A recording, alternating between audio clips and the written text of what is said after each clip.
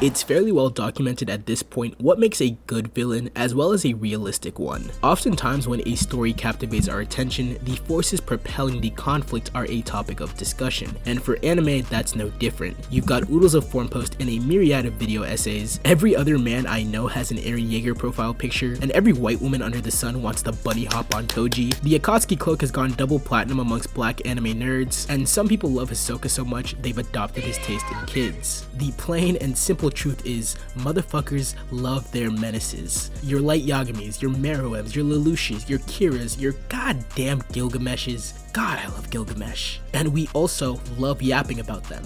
And as our collective Yappuccino has been allowed to ferment and marinate, as our discussion of these villains has evolved, so has the way these villains are written. They've gone from simple scallywags into nuanced ne'er-do-wells. What may have started as unambiguous strokes of good and evil have melded into gray. No longer are we getting pure of heart, good-ass Goku versus evil, mass-murdering, racist-ass Frieza. Now it's more like morally self-centered but well-meaning Gojo versus his evil, mass-murdering, equally violently racist, but mentally ill and misunderstood best friend. Our enemies have changed. They're still hostile, they're still violent, they're oftentimes still pretty evil, but they blur the line of what being a villain means. These are people who are broken. Some are more misguided than malicious. Some felt that they had no choice. And there are many of these you might struggle to call villains despite their clear antagonism. Some can be just as inspiring to the audience as the hero. These are people who you can see yourself in, even if that reflection may be slightly twisted. And if you ask me, it's that nuance that makes a villain great, that makes them memorable, that makes them feel real. And that is also not what this video is about. Yes, there are some villains who may have been justified, but I don't want to talk about them. No, today I want to talk about the bullies, the brutes, and the bastards. Some may have started out from sympathetic backgrounds, they may have started out with good intentions, they may have started out human, but have been contorted and warped into something almost unrecognizable as men.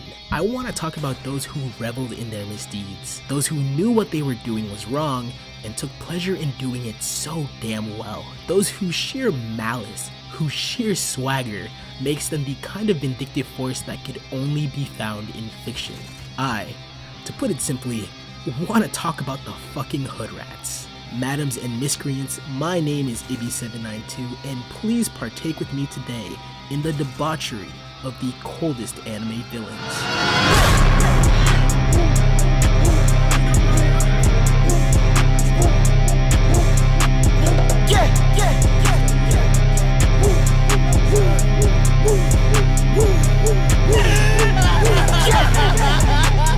I came in with a new 40 block. Fuck on your bitch, make that hoe on a milli rock. I'm with my boys and no, we do not milli rock. Funny money, no, this is not no silly guap. Got a richer milli, this not a silly walk. All this money make me want hit my ditty bop. Tell her at the bank, just give me lock. At the dealer, I kept pulling shit off the lot. Me and my boys, you know that we share that. I got niggas that be moving the town rock. That's the end of that, no, I cannot talk a lot. Man, these niggas out here, I swear they talk a lot. Drive by on the rack, you a walking cop. Double park, new Lambo with no parking spot. Come on, that's God, so is my heart. Woo. Yeah, making money like a nigga don't need to drop. Why not open Illuminati like Fetty Rock? Microwave help me drive the ready rock. Knowing money beat the pockets got heavy now. Getting wilder, they don't know when the Fetty stop. Every day my birthday water I came in with a new 40 block. Fuck on your bitch, make that hoe on a milli rock. I'm with my boys and no, we do not milli rock. Funny money, no, this is not no silly guap. Got a richer milli, this not a silly walk. All this money make me want hit my ditty bop. Tell her at the bank up, just give me luck. Alright, before we can wade through the filth and pick out exactly the right kind of scoundrels for our cause, we first have to define what being cold even is. Now see, this is a little tricky because coldness as an attribute comes in many different forms. Some may see a complete lack of worry or emotion and say, oh, that's cold. Others may see a visceral display of violence and conclude that's what coldness is. And others may just see the character's design or the way they flex on their enemies as a reason to label them cold. But if you ask me, I think it's a nice little blend of all three of these. And to give us a good baseline, I want to look at one of my personal favorite cold scenes, courtesy of the legend himself. Nothing ever goes as planned in this accursed world.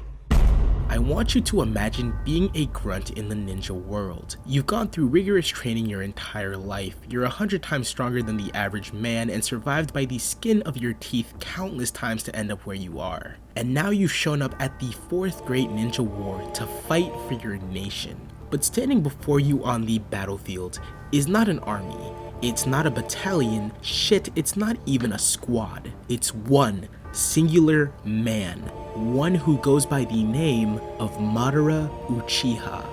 Now obviously this is no ordinary man. This is the shinobi equivalent of Hitler showing up on the battlefield, except Hitler also has the destructive potential of a hydrogen bomb. This is a man so feared that he has hundreds of full-grown soldiers sweating in their boots. Shiver me timbers, piss in my undies quaking at just the mere thought of fighting him. And rightfully so, because you watch in horror as he starts whooping absolute ass. I'm talking Dilla Dome dog walking your entire army 1,000 to 1. And that's not even the worst part. All hope seems lost when this eldritch god of a man drops a fucking meteorite on your head. You look on helpless as the mass approaches you, swallowing your view of the sky. And in your final moments, you close your eyes and embrace death.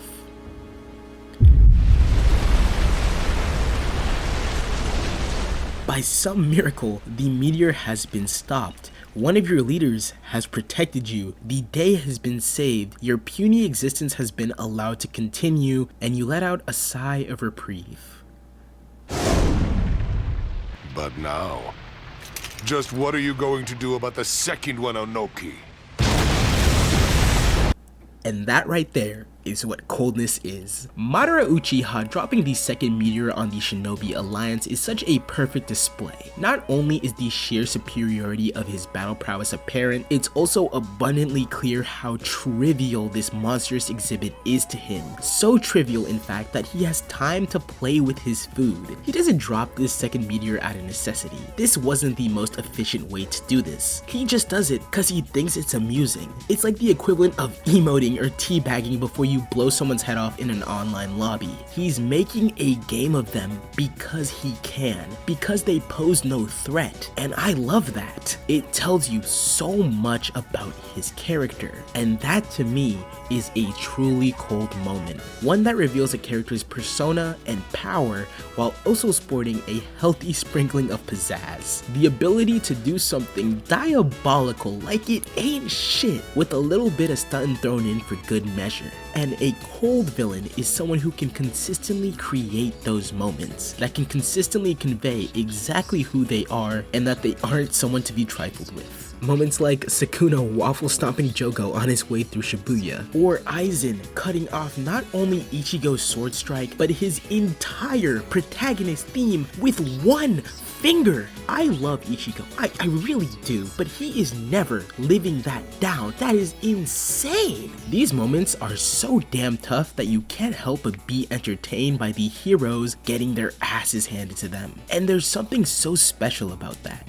But now that does beg the question, what effect does coldness have on a story? How can it be used to enhance the tales we tell? A villain doesn't need a good motivation to be cold, they just need good characterization. And that makes it a powerful strategy that can be used to establish them in a short amount of time. In fact, we had an example quite recently with Do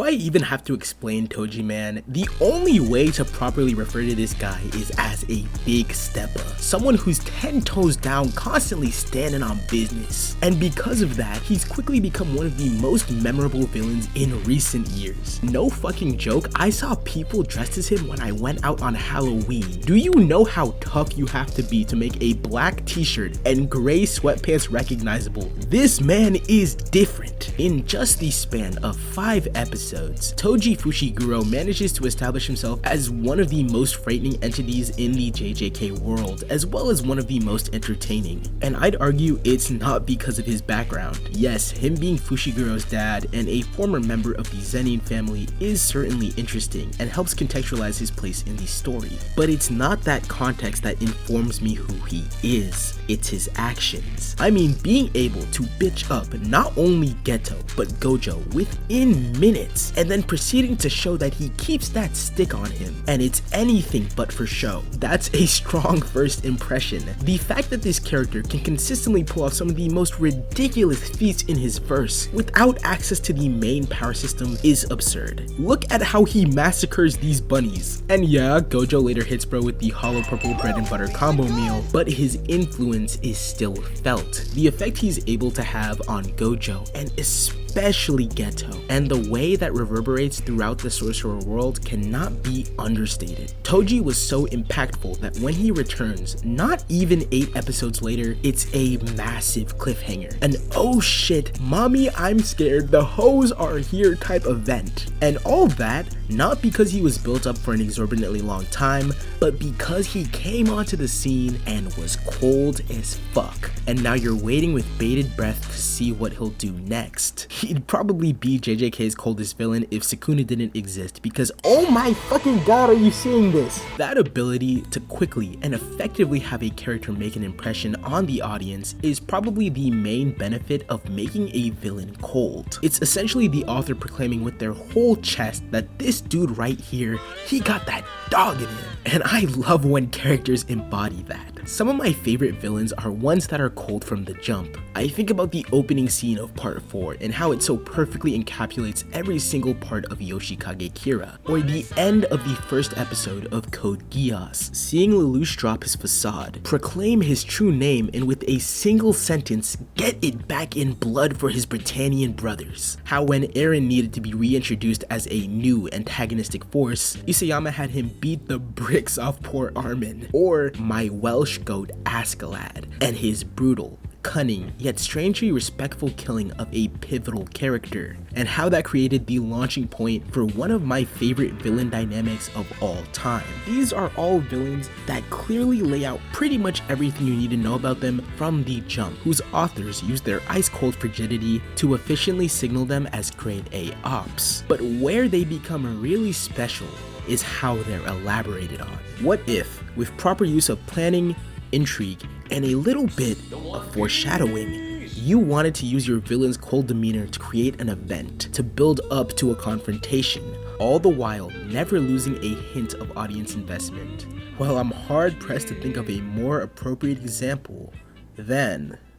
The winner will define the meaning of justice. You see the shoes, you see the shades, you see the money. Donquixote Doflamingo has not only one of the hardest names to ever grace my virgin ears, but a design and demeanor to match. From the first time I set eyes on him doing his goofy ass poopy pants plug walk with Bartholomew Kuma, I knew Doflamingo would be my homicidal white boy goated with the sauce, because every scene he's in has an infectious, underlying feeling of importance. One that you may not understand at the time, but slowly and surely reveals itself as the series goes on. If I had to choose a term to describe what Doflamingo has, it would be stage presence. The kind of encompassing aura you'd see in a Shakespeare play or a Martin Scorsese film. He just suffocates the screen. His standout performance for me has to be the monologue he delivers during Marineford. This is a point where everything goes to shit. Two opposing sides are going to war for their ideals, and the lives of characters we care about hangs in the balance. But through it all,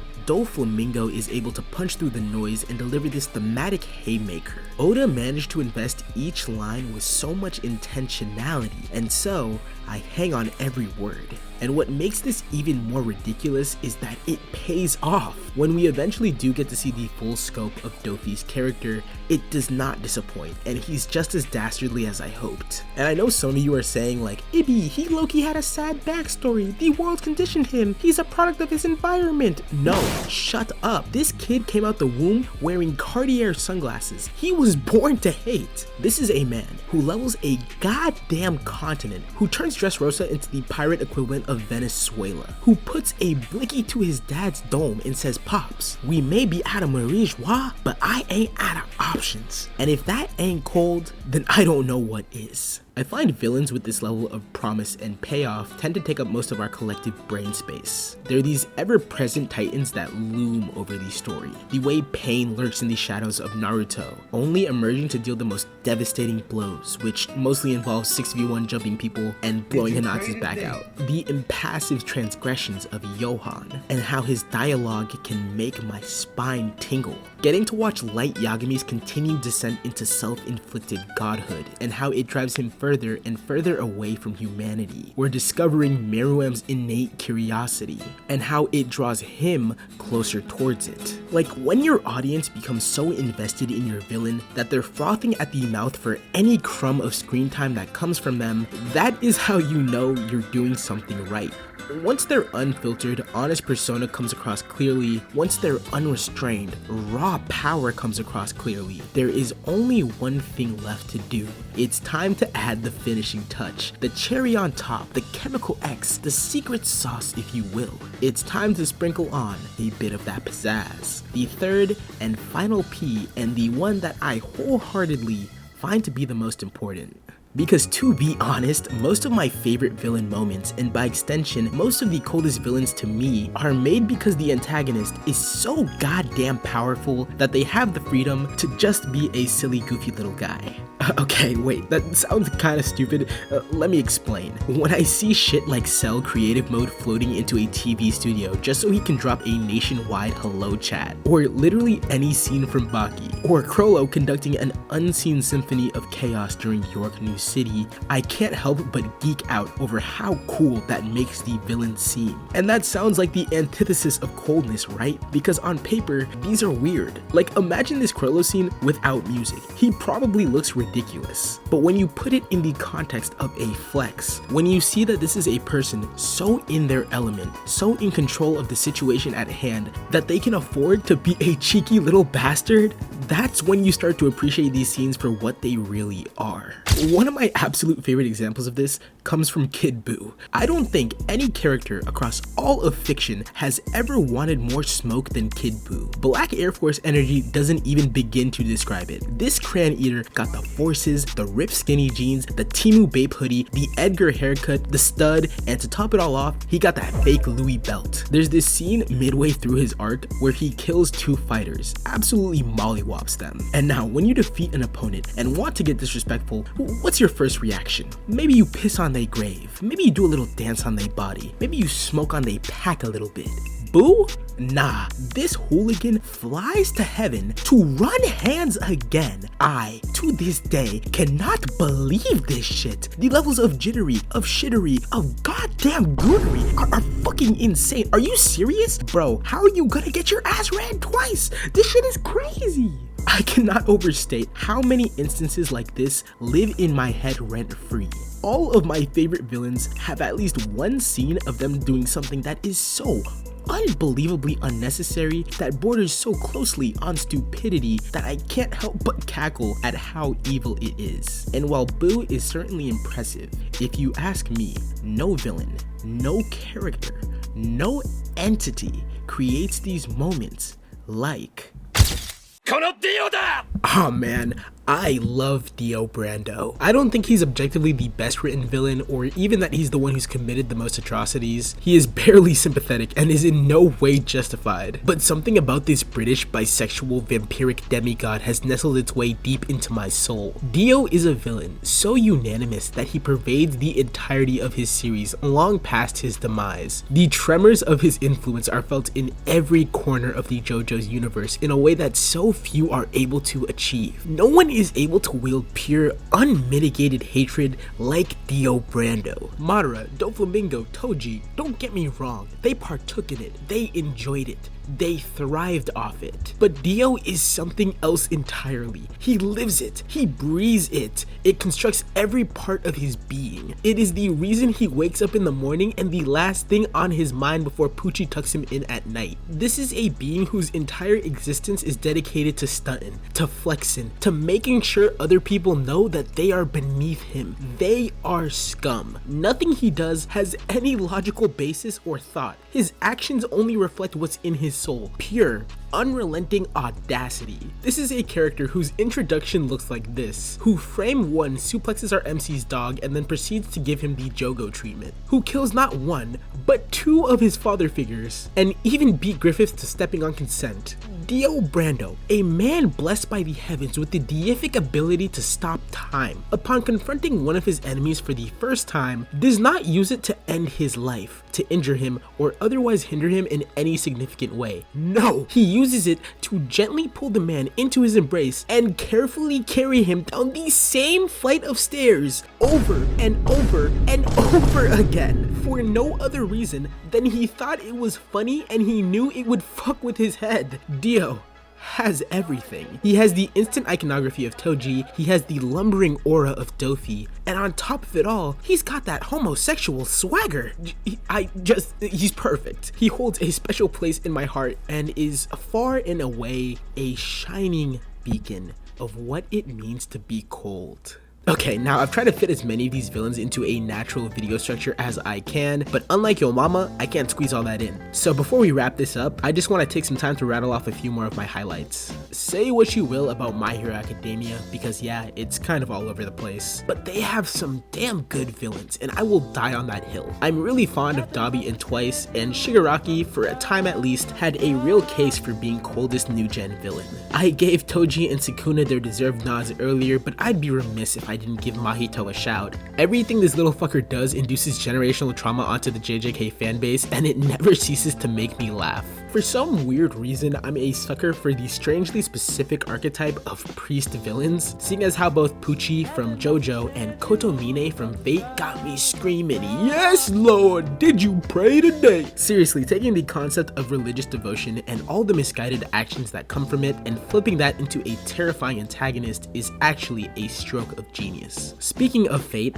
Gilgamesh is my fucking spirit animal. This is like the male equivalent of serving cunt. He's actually the perfect shithead. Sasuke will always be disgusting for not following, not chasing, but sauntering up to that motherfucker Danzo. This scene is wild. And finally, I'd like to give a shout to all my vile ladies. From Isabella to Lust to a certain character that I can't mention but manga readers know, to my bossiest bitch Carmilla from Castlevania. There's a primal type of spite that can only come from femininity. It's hard to explain, but you've definitely seen it if you have female friends. Because the way women hate, especially on other women, is some different type of timing. The way they beef scares me. So when an author can capture that and make their character a cunt in the best way possible, there is nothing more fun to watch.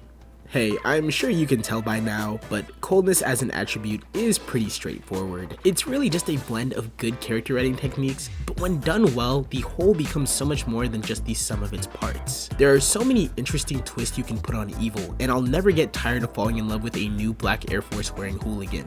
But that brings me to one last question. Why is it that we're so attracted to these moments of cruelty, sin, and excess? How do we bear witness to such deplorable actions and come out thinking, damn, I wanna be like him? Seeing evil so plainly, what is so profoundly interesting about that? Deep down, I think we're attracted to the agency. No one guns for what they want like a villain. No one has confidence in their ability like a villain. No one is as brazenly authentic as a villain.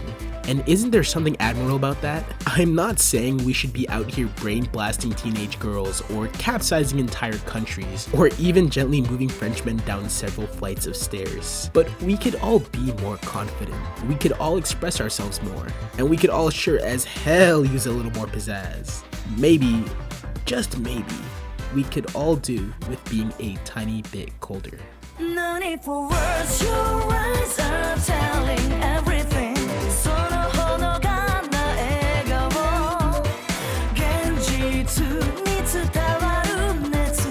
Together without a shade of doubt, precious moment. Hey ho, you're the coolest for making your way to the end of this video. I hope you had a devilishly good time navigating this seedy underbelly with me, and if you'd like to go on further excursions like this, liking, commenting, and subscribing give me a big ol' kick in the ass. Now that that's out of the way, to everyone who's been around, my goons and goonettes, it's crazy you're still here after I've been gone so long. Thank you, dude. You have no idea how much that means. I appreciate your patience and kindness. I also have a little surprise. I've hidden a fourth and final P, and that is Patreon, baby! Don't expect anything crazy. It's super simple. For $1, you get your name at the end of the video and access to extra updates and insights as my projects develop. Don't feel pressured to do this at all. I don't make videos full time, and this is purely an extra way to show love if you really fuck with your boy heavy. I'm so excited to get this out and be done. You have no idea how happy I am to be back